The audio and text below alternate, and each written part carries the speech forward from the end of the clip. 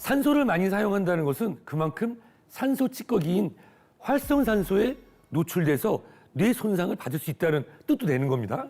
이때 멜라토닌이 강력한 항산화력을 발휘해서 뇌의 노화를 막고 치매 예방에도 도움을 줄 수가 있는데요.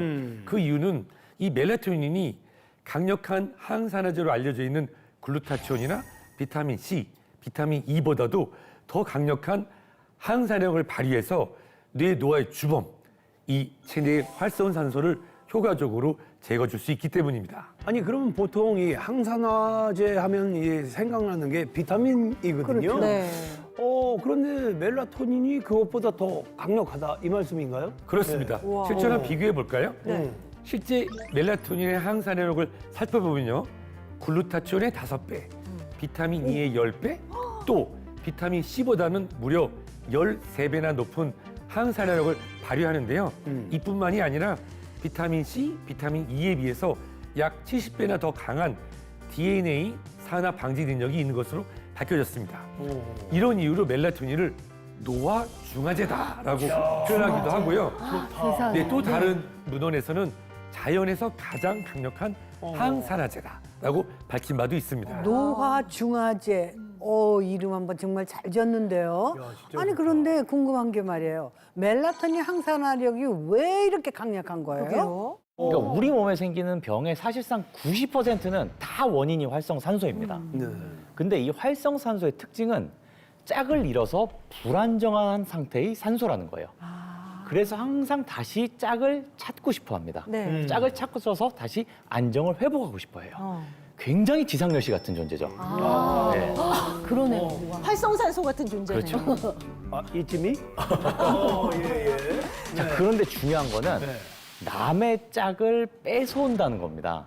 보쌈을 해와요. 그렇겠죠. 짝이 없으니까. 그리고 누구 걸 뺏어오느냐? 네. 우리 몸에 있는 정상세포의 짝을 뺏어버립니다. 몰라. 그러면 정상세포가 힘을 잃어버리고 산화되니까 네. 결국 파괴가 되고 우리는 질병에 노출이 되게 되는 겁니다. 자, 그걸 방지를 하려고 이제 우리가 비타민제 같은 이 항산화제를 복용을 하는 거죠.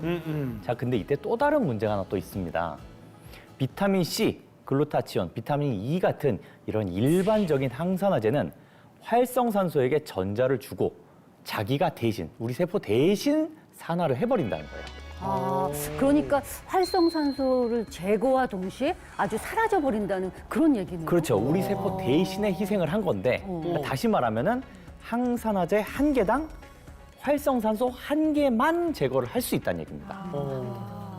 그런데 멜라토닌 같은 경우에서는 좀 특이합니다. 네. 분자 재배열을 거치기 때문에 활성산소를 제거를 해도 항산화력을 잃지 않아요. 유지가 됩니다. 우와. 그래서 멜라토닌 한 분자는 대사 과정을 거치면서 최대 10개의 활성산소를 제거할 수가 있습니다. 이 같은 멜라토닌의 아주 독특한 항산화 시스템을 캐스케이드다라고 합니다. 캐스케이드. 자, 이름 자체에 답이 있어요. 캐스케이드는 폭포라는 뜻이거든요. 네. 쉽게 말해서 이 멜라토닌이 항산화 폭포 역할을 해서 체내에 쌓인 활성산소를 제거하는데 도움을 준다는 이야기거든요. 네. 자, 여기 보시면 이 컵에 든 액체가 활성산소에 노출된 우리 몸이라고 가정을 해봅시다. 짙게 오염이 된 상태로 이대로라면 이제 암은 물론이고 노후를 망치는 치매까지 유발할 수 있는 상태가 되어 있어요. 자, 이 상태에서 식물성 멜라토닌을 섭취하면 어떻게 될까요? 와, 진짜 우와. 이름처럼 황산화 폭포가 많네요. 와, 아주 시원시원한데요? 저거 웬일이야? 사라지네, 진짜. 자, 지금 보시는 것처럼 한 번 항산화 역할을 하고 그리고 다시 또 새 걸로 붓는 게 아니라 항산화가 된 걸 다시 부으면 또 다시 활성산소가 없어지는 모습을 보셨잖아요. 이렇게 항산화 폭포 역할을 해서 하나의 멜라토닌이 무려 10개의 활성산소를 제거하는 모습을 보셨는데요. 이 더 놀라운 사실은요. 이렇게 활성산소를 제거한 뒤에 산화되고 남은 대사산물이 더 강력한 항산화력을 가진 항산화제로 작용한다는 겁니다.